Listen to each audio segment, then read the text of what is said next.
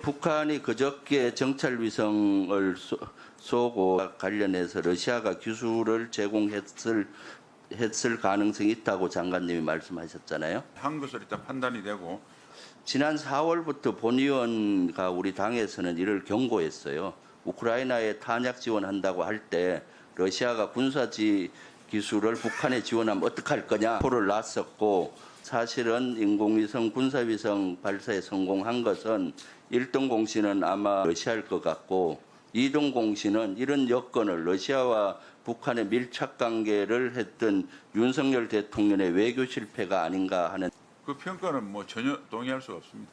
물론 뭐 동의는 못하겠지만은 실제 국제적인 여건은 그렇게 돌아간 거예요. 사실은 엄청난 위협이 될 것이다, 이런 것들을 경계를 했는데 현실이 되고 있어요.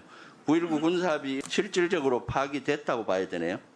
문서적 행위로 파기 여부와 관계없이 잘 아시다시피 지난 5년 동안 북한은 계속 아니 그러니까 해왔기 실질적으로 때문에 파기됐다고 보십니까? 그 의미에 대해서는 좀 분석을 해서 살펴보겠습니다. 그러면 이거를 효력 정지할 때 모든 것은 실익이 있어요. 이득점도 있고 잃을 것도 있고. 저는 잃을 거는 따질 필요도 없다고 생각합니다. 국민의 생명과 잃을 재산을 거는 있어요, 없어요?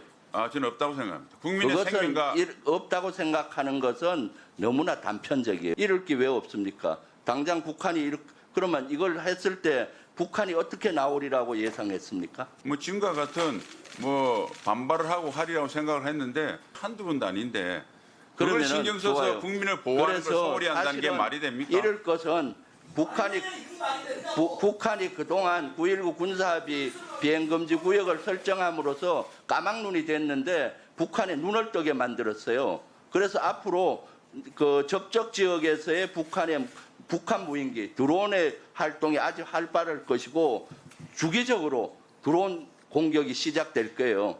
실제 무인기 대비가 아직 잘 안 되어 있지 않습니까? 전방에.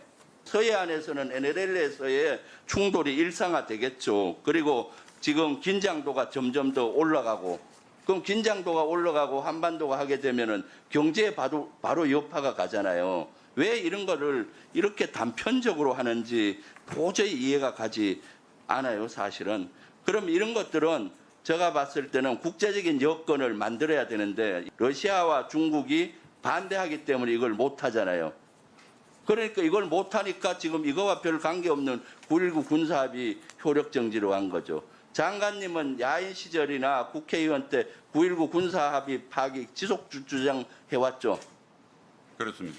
이것은 그 당시 장관님이 문재인 정부 지우기의 일환으로 무조건 문재인 정부가 하는 걸 반대했어요. 이러한 군사합의조차도 안보를 정쟁화해서, 또 많은 비판론자들은 비판하는 거는 총선에 이렇게 그 긴장도를 높여서 총선으로 갖고 가기 위한 비판도 있어요. 북한은 사실은 파기를 원했어요. 이걸말로 우리 국익에 지대한 영향을 미치는 겁니다. 왜 단편적인 것만 보고 이렇게 하는지 이해가 도저히 안 가요?